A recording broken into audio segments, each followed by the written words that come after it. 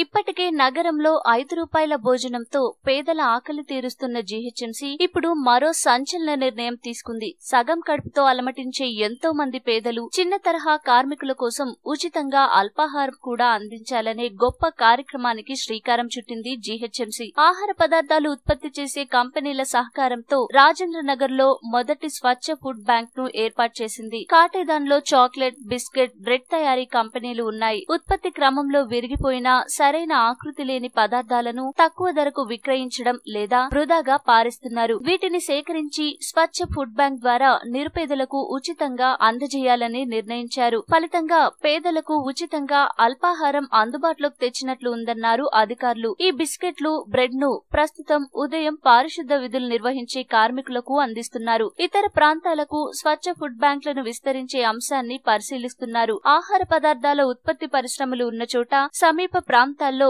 వీటిని అందుబాటులోకి తీసుకువచ్చే అవకాశం ఉంది. ఈ గొప్ప కార్యక్రమాలతో ఉదయం ఉచితంగా అల్పాహారం, మధ్యాహ్నం 5 రూపాయలకే భోజనం అందించి నిరుపేదల కడుపు నింపుతున్న ఘనత జీహెచ్ఎంసీకి దక్కుతుంది. బ్యాంకుల్లో అందుబాటులో ఉంచే ఆహార పదార్థాలను ఫుడ్ ఇన్స్పెక్టర్లు పరిశీలించిన తర్వాతే అందజేస్తామని తెలిపారు అదనపు కమిషనర్ రవికిరణ్. ఈ ఫ్రీ టిఫిన్ సెంటర్స్ నగరంలో ఎక్కడెక్కడ ఏర్పాటు చేస్తారు అనే విషయాలు త్వరలోనే వెల్లడించనుంది జీహెచ్ఎంసీ.